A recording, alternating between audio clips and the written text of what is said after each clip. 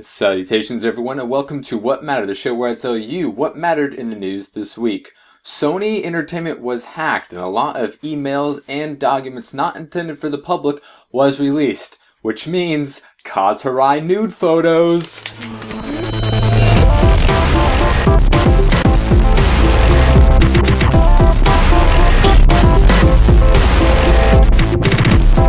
So, in news because people say it's news, Xbox One has outsold PlayStation 4 for the first time ever. In the month of November, Xbox One outsold PlayStation 4. I mean, this was kind of inevitable if you, have a brain. These are the things that are kind of they're just going to happen. PS4 wasn't going to just dominate Xbox One in sales for all a time, and I don't think this is going to be the first time this happens, and I don't think PlayStation 4 is just going to be in second place from now on. This is just something that's going to be continual growth through both companies, and Nintendo actually had a really good month as well, with the sales of Wii U's going through the roof with Super Smash Brothers. They increased their sales by 90% year over year.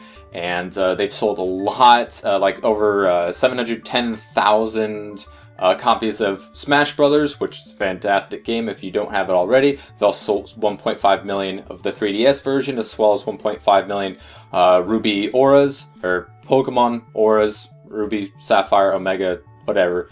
Anyways, good month for pretty much anyone, but this Xbox One victory, if you want to call it that, shouldn't be that surprising at all. They got, the Master Chief Collection, and I mean, Halo's a pretty huge franchise, so of course that sold some. And also with the price drop in all of the bundles for the holiday season, I mean, there's no reason why it wouldn't have outpaced PlayStation 4 for at least this 1 month. PlayStation 4, of course, they've sold a lot as well, and they had a lot of good bundles. I feel like the Xbox One bundles gave a little bit more value, a little bit more free stuff out there. And, a lot of this is just limited time stuff. This price drop is only a holiday price drop, so it's going to go back up by, $50 in January?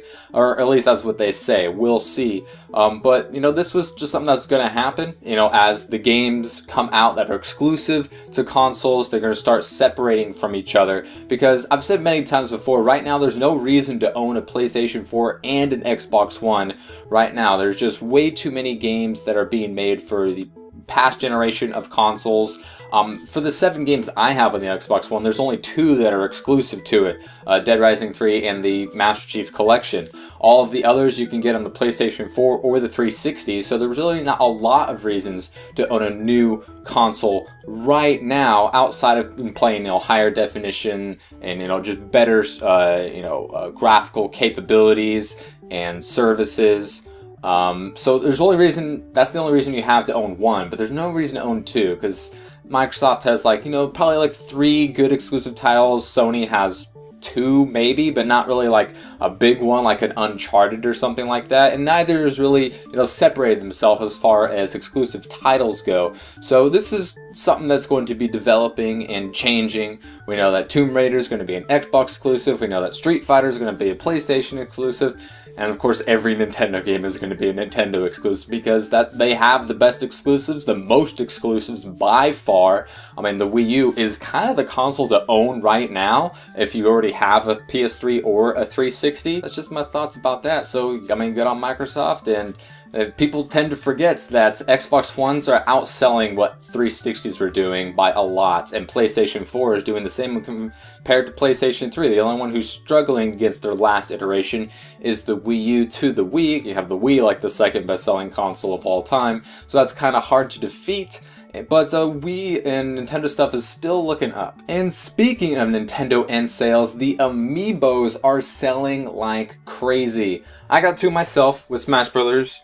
I got myself my Kirby and my Star Fox, and they are selling right now 1-to-1 on the sales of the game. There's been 710,000 games sold and 710,000 Amiibos sold, so either everybody's got one or More likely, half people have 2, half the people have none. But they're really, really good idea. They work for a variety of games and much more to come into the future, getting extra content. For the first time ever, there's an announced third-party game that's going to give extra content with Amiibos in the new One Piece game. It's going to add costumes when you use the Amiibos in their near-field communication. And they just look good. They're a good price, like $12-13. And people are making money off of them. We have 3 manufacturer errors that have been sold on eBay for tens of thousands of dollars. There was the Samus one that had 2 cannon arms. There was the Peach that had no legs, and the Marth that had 2 swords. So, I mean, there's always that with a collectible, mass-produced. Any errors are going to be worth a lot of money, especially since Amiibos are brand new right now.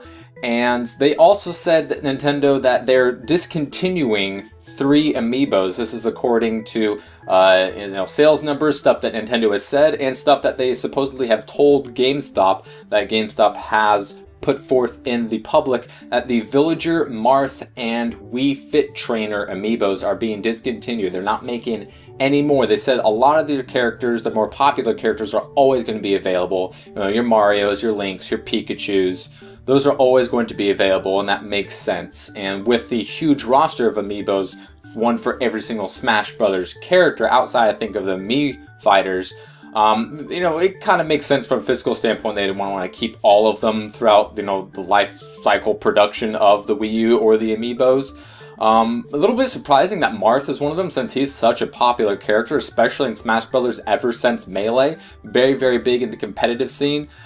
So if you can find one of these, definitely get them, because you can't really find them anywhere, even now, even like a couple of weeks ago.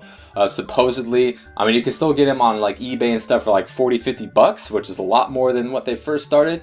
I personally don't remember seeing a Villager, Marth, or Wii Fit Trainer when they all launched, but I wasn't looking for those. I got the 2 that I wanted, and knowing that some are going to be discontinued and rare to come by, when you want one or thinking about getting one, just get it, because they might not be there for long. So as mentioned, as many of you might have heard, Sony got hacked pretty big, releasing a lot of company insider emails and documents and stuff about stuff that people weren't supposed to know about. Some CEOs and producers were slamming certain celebrities, and now we're getting responses from that. But we also have a lot of like insider information about upcoming stuff and things that happened in the past, things that are happening in the future, such as a Super Mario Brothers animated movie directed by Avi Arad.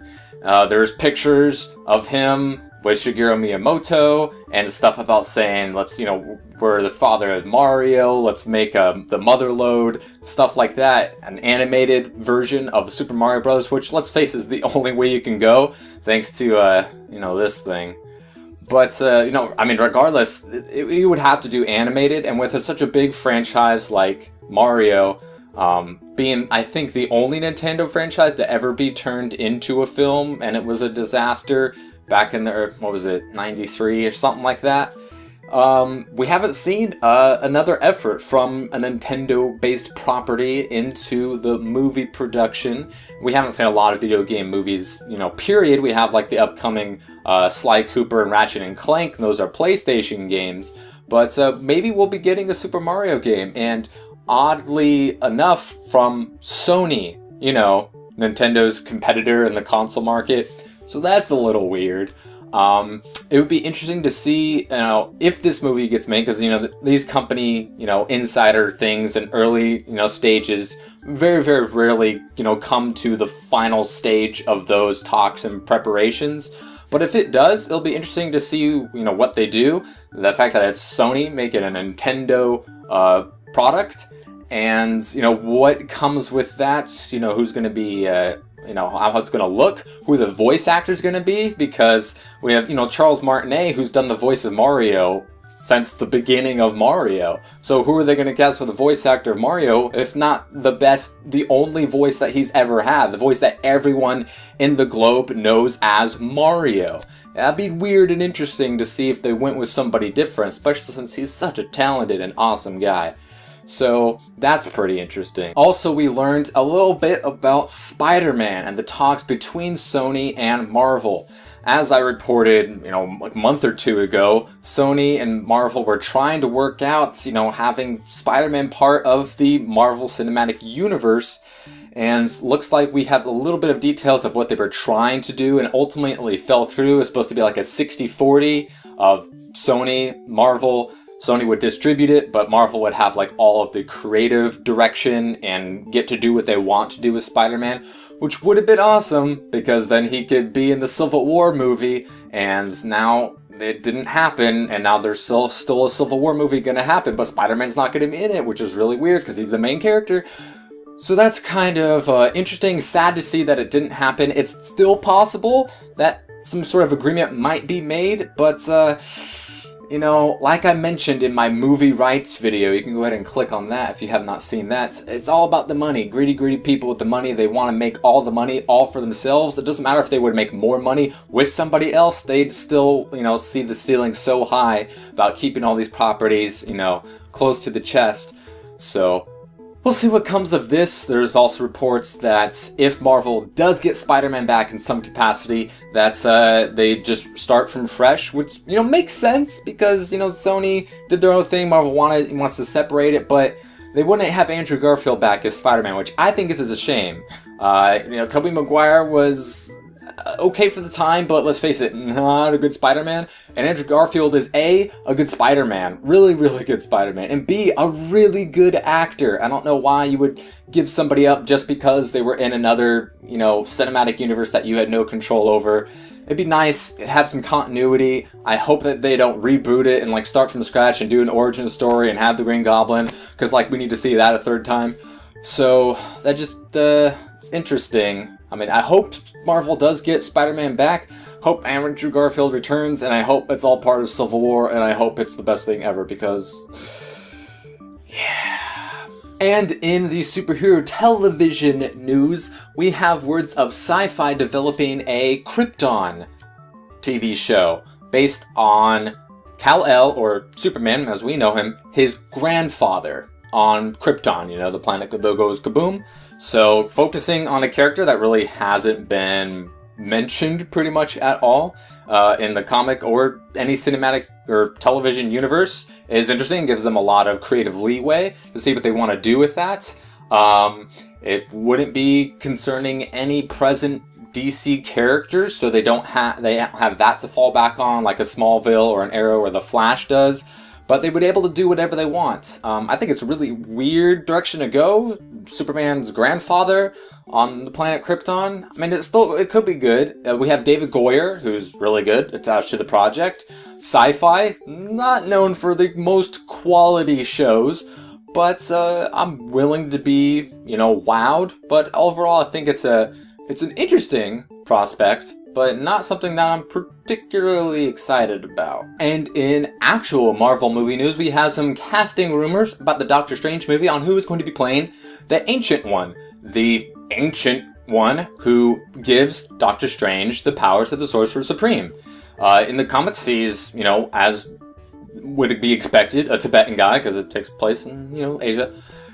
But the three people considered for the role: A, Morgan Freeman, of a DC popular movie fame, and Ken Watanabe, also of a DC popular movie fame, because he was the fake Ra's al Ghul and the only Asian out of the three, and Bill Nighy, oddly enough. Good actor, not in a superhero movie, unless you count, Astro Boy, but three very different actors as far as look and backgrounds go.